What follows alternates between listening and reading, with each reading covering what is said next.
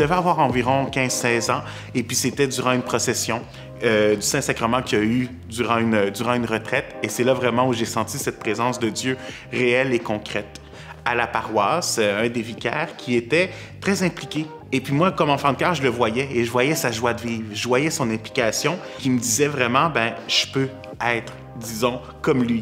Parfois, on oublie que le message du Seigneur est quelque chose qui vient pour rafraîchir, pour donner couleur, pour donner vie à ce qu'on est en train de traverser. Et puis toujours cet appel-là, Jésus leur a dit, bien, allez par le monde entier. Et le monde entier, ça implique justement les médias sociaux également. Et puis pour moi, par exemple, un des charismes, c'est justement qui fait partie de ma culture, cette joie de vivre qui se transmet par la danse, par le corps, par le mouvement. Il y avait la fameuse chanson là, de Jérusalem et tout ça, qui avait une danse qui l'accompagnait. Donc je suis allé voir qu'est-ce que ça disait. Oui, on est ici, mais on n'appartient pas à ce monde-ci. Donc on a fait cette danse-là, on l'a mis en ligne, et puis ça a donné un regard différent. Il y a cette joie de vivre-là qui est présente. Et puis c'est quelque chose où on peut participer.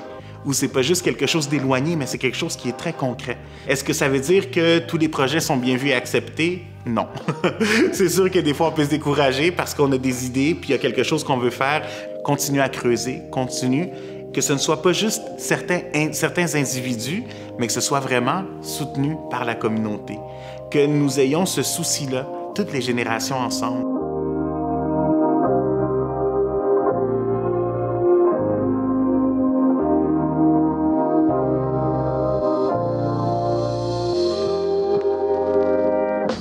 Foncez parce que le Seigneur, lui, il nous pousse et il nous motive et il nous accompagne toujours. Les apôtres étaient fatigués, ils n'avaient rien péché et le Seigneur leur dit non.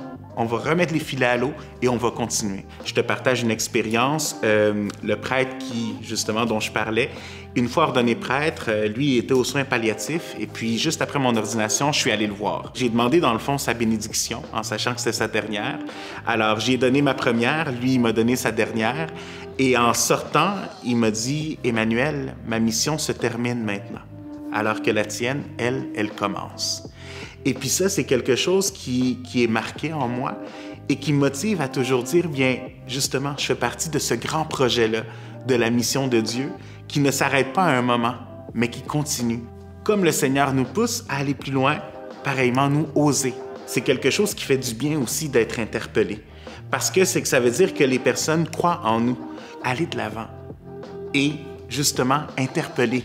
Les jeunes, interpeller les autres, à pouvoir partager cette bonne nouvelle-là, à pouvoir s'impliquer, à pouvoir faire partie de cette mission qui est la nôtre.